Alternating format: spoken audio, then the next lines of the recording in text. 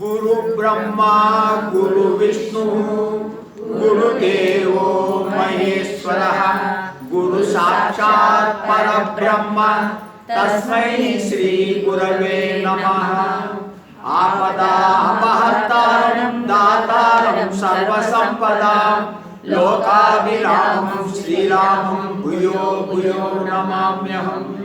मनोजवं मारुततुल्यवेगं जितेन्द्रियं बुद्धिमतां वरिष्ठं वातात्मजं वानरयूथमुख्यं श्रीरामदूतं शिरसा नमामि।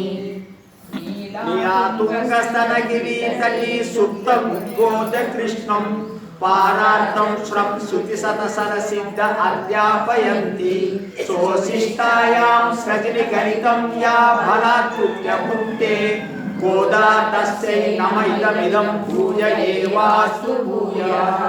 हरि ओम। భగవద్బాంధవులారా, గోదాదేవి భక్తులారా అందరికీ హృదయపూర్వక వందనాలు. ఈరోజు 19వ పాసురం. ఇది భగవత్ తత్వాన్ని నిరూపణ చేసే పాసురం. జాగ్రత్త వినాలా. అంటే భగవత్ తత్వము అని భగవంతుని యొక్క తత్వం అంటే ఏంటి అది ఇందులో నిరూపణ జరుగుతుంది.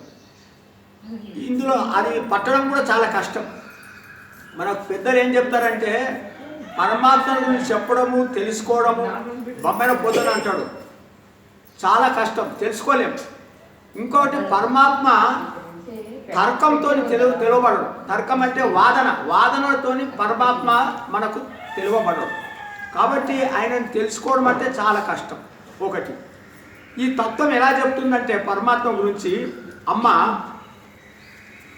సృష్టికి ముందు సృష్టికి తర్వాత లక్ష్మీనారాయణుడు ఉంటాడు. అంటే లక్ష్మీ సమేతుడే నారాయణుడు ఉంటాడు. సృష్టికి ముందు సృష్టికి తర్వాత లక్ష్మీనారాయణుడు ఉంటాడు. ఇది అంటే లక్ష్మీనారాయణ తత్వము అవిభాజ్యం. అవిభాజ్యం అంటే రెండు కానిది, అంటే ఏకం. అంటే పరమాత్మ ఆ నారాయణ తత్వము ఆ శ్రీతత్వము ఏకం, రెండు కాదు. అంటే రెండు కాదంటే అద్వైతం, అంటే అద్వైతం కాదు,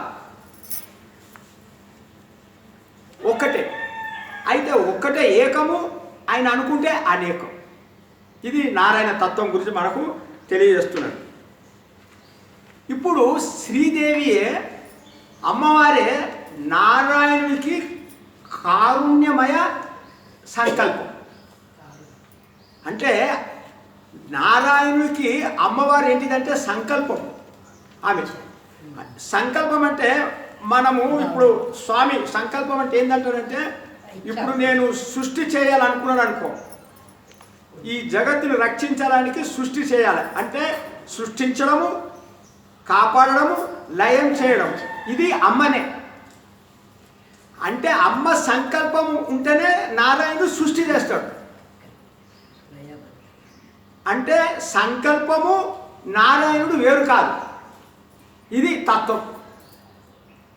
అమ్మవారు ఉంటేనే, అమ్మవారు అంటే సంకల్పమే, ఆ సంకల్పం ఉంటేనే నారాయణుడు సృష్టి చేస్తాడు.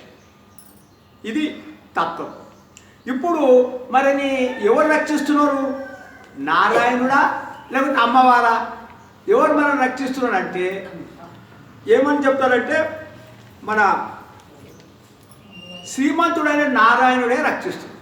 అంటే ఒక్కడు కాదు, నారాయణుడు కాదు, కానీ కేవలం నారాయణుడు కాదు, అమ్మవారితో కూడా నారాయణుడు. అమ్మవారితో కూడా నారాయణుడు ఈ జగత్తును రక్షిస్తున్నాడు. ఇది ఇది ఇది ఆ తత్వం. అప్పటికి మనకి తత్వం తినడం అంటే మనం ఇంతకుముందు మనము ఒక పాసన చెప్పుకున్నాము. భరద్వాజ మునికి 300 సంవత్సరాలు జీవించాడు. మనం 300 సంవత్సరాలు జీవించి ఈ యొక్క వాగ్మయం అంటే ఈ మనకు ఉపనిషత్తులు, వేదాలు, పురాణాలు ఇవన్నీ చదివితే ఆయన తృప్తి పొందలే. 300 సంవత్సరాలు బతికాడు. మనము 10 నిమిషాలలో మనం భగవతత్వం ఏం తెలుసుకుంటాం. కాబట్టి చాలా కష్టము. అందుకోసమే జ్ఞాని తెలుసుకుంటాడు. మనకు తెలియకపోతే భక్తులు ఏమంటారంటే శాస్త్రాన్ని, గురువచనాన్ని ఇది నిజమే అనుకుంటారు భక్తులు. అది మనం చేయాల్సింది. మనం చేయాల్సింది ఏంటంటే శాస్త్రవచనం, గురువచనం విని ఇది నిజము అనుకోవాలి. చాలు. ఇది భక్తులు చేయవలసిన పని. మనము అంతకంటే ఎక్కువ పోలేం మనం. అది భక్తుడు.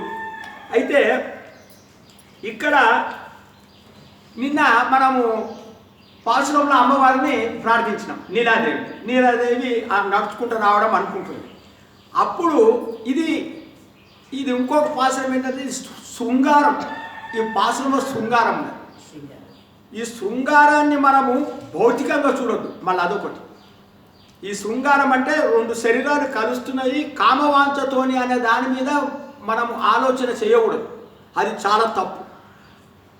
కానీ ఈ శృంగారం ఇది ఒక దివ్యమైనది అన్నమాట. ఇప్పుడు శ్రీకృష్ణ పరమాత్మ రాసలీలలు చేసినాడు. 5 లక్షల మందితో రాసలీల. చాలామంది అంటారు శ్రీకృష్ణుడు రాసలీల చేసినాడు కాబట్టి శ్రీకృష్ణుడు భగవంతుడు అని మనల్ని చాలామంది అడుగుతుంటారు.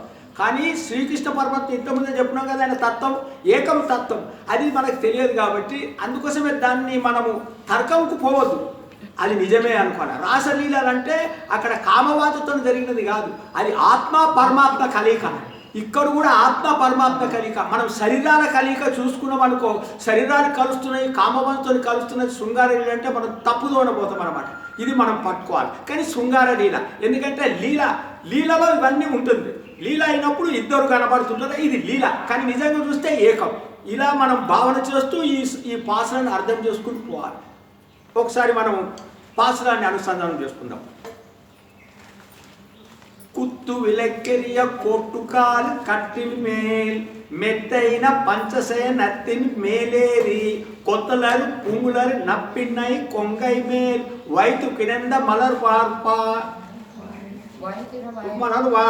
வாய் திருவாய் மெத்தடன் கண்ணின்னாய் நீ உன் மணாலெனை எத்தனை போதும் துயிலெல ஒட்டாய் கான் எத்தனை ஏனும் பிரிவார்த்த கில்லாயால் తత్వమను తగువేలో రెంబావాయ్. ఇక్కడ వైతు కిడంద మనర్ మార్ప వాయ్ తిరువాయ్ ఈ పదం తీసుకుంటే, ఓ స్వామి నువ్వు విశాలమైన హృదయం గలవాడు. వాయు తిరువాయి ఒక మాటనైనా మాట్లాడవా అంటే ఇక్కడ వాళ్ళు గోపికలు, గోదాదేవి ఒకసారి మీరు ఊహించుకోండి.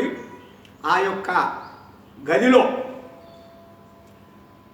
చుట్టూ దీపాలు వెలుగుతున్నాయి. కుత్తు విలక్కెరియ దీపాలు, ఎరియా అంటే వెలుగుతున్నాయి. కుత్తు విలక్కెరియ అంటే గుత్తు దీపాలు ఎరియా అంటే వెలుగుతున్నాయి.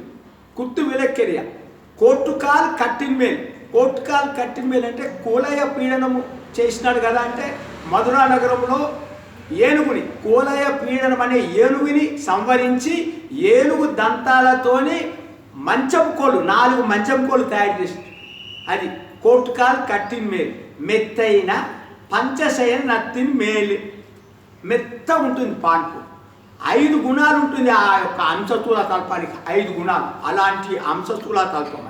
5 గుణాలు అంటే ఇది మంచం ఎట్లుంటుంటే సొగసు చాలా అందంగా ఉంటుంది ఒకటి. రెండోది మెత్తగా ఉంటుంది. మూడోది పరిమళాలు వెదజల్లుతుంటుంది. నాలుగోది ఈ తెల్లగా ఉంటుంది. ఆ తర్వాత కొంచెం ఎత్తుగా ఉంటుంది. ఈ 5 లక్షణాలతో ఉన్నటువంటి ఆ పాంటు మీద శ్రీకృష్ణుడు, నీలాదేవి ఇద్దరు ఉండి చుట్టూ దీపాలు. మేము అందరం ఉన్నాము, ఊరోళ్ళందరూ ఉన్నారు, ఏమాత్రం భయం లేక ఇద్దరు దీపాలు పెట్టుకొని ఉన్నదే అని ఒక ఆశ్చర్యం. అయితే బాగా చూస్తే ఏమైంది, నిన్న అమ్మ లీలాదేవి లేచి తలుపులు దీనికి వస్తున్నది. వస్తుంటే శ్రీకృష్ణుడు ఆమె లాగి మంచం మీద పండుపెట్టేసి అప్పుడు ఇద్దరు ఒకరినొకరు చూసుకుంటున్నారు. మీరిద్దరు రారు కాబట్టి అందుకోసం ఏమంటున్నారు ఈ గోపికలందరూ, ఓ విశాలమైన హృదయం గల ఓ శ్రీకృష్ణ, ఓ స్వామి, నువ్వు అమ్మని విడవకుండా రాక్కర్లేదు, ఒక మాట అయినా మాట్లాడు అంటే. వాయ్ తిరువాయ్ ఈ రకంగా ఉన్నటువంటి సన్నివేశం ఊహించుకొని నువ్వేమి రాక్కర్లేదు, నువ్వు ఒక మాట మాట్లాడు అన్నాడు. అంటే ఇక ఒక్క మాట మాట్లాడు అనే దానికి పెద్దలు రాస్తాడు చూడు, మనకు పరమాత్మ దర్శనం కంటే, జ్ఞాపకం పెట్టుకోండి, పరమాత్మ దర్శనం కంటే ఆయన ఒక మాట మనకు చాలా శ్రేయస్కరం అంట. దర్శనం అక్కర్లేదు, మనకు మాట కావాలి. ఎందుకు మాట కావాలంటే, మాట అంటే ఏంటిదంటే భగవంతుని యొక్క శ్వాస నిశ్వాసాలే వేదాలు. సో వేదాలని మనము శ్రవణం చేస్తే అంతకంటే శ్రేయస్కరం వేరే లేదు. సో పరమాత్మనికి దర్శనం అవుతుందా దర్శనం అవుతలేదా అని నేను పక్కకు పెట్టి వేదాలని మనం శ్రవణం చేయాలన్నమాట. అది మనకు అమ్మవారికి తెలుస్తుంది. అందుకోసం ఏమంటుంది, వాయి తిరువాయి ఓ స్వామి నీ మాట చాలు కదా అని.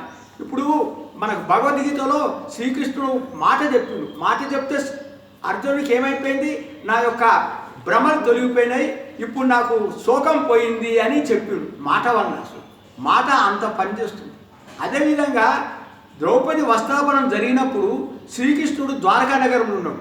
ద్వారకా నగరంలో ఉండి ద్రౌపదికి ఆమెకు చీరలు, అక్షమైన చీరలు కలుగాక అన్నాడు. అంటే అనేకమైన చీరలు ఎక్కడొచ్చినాయి, హస్తినాపురానికి వచ్చి కాపాడబడింది. అంటే మాట మాట అంత ముఖ్యమన్నమాట. అంటే దర్శనం కంటే మాట చాలు. మాట అంటే ఏంటి, వేదాలు. వేదాల యొక్క మాటలు మనం శ్రవణం చేయాలి. అంటే ఇతిహాసాలు పురాణాలు మనం శ్రవణం చేస్తే భగవంతుని శ్రవణం చేసినంత మనకు భాగ్యం కలుగుతుంది అని వాయి తిరువాయ్ అన్నదన్నమాట. అయితే ఒక విధంగా ఇంకోటి ఏంటంటే, ఇప్పుడు ఆ భగవంతుని దగ్గర దీపాలు వెలుగుతుంది కదా. దీపాలు వెలుగుతున్నాయి అంటే దీపం అంటే ఏమి గుర్తు, జ్ఞానం. కరెక్ట్, జ్ఞానం అంటే మన చీకటి తెలిగిపోవాలి, మనలో అజ్ఞానం తెలిగిపోవాలి, వెలుతురు. వెలుతురు ఉంటేనే మన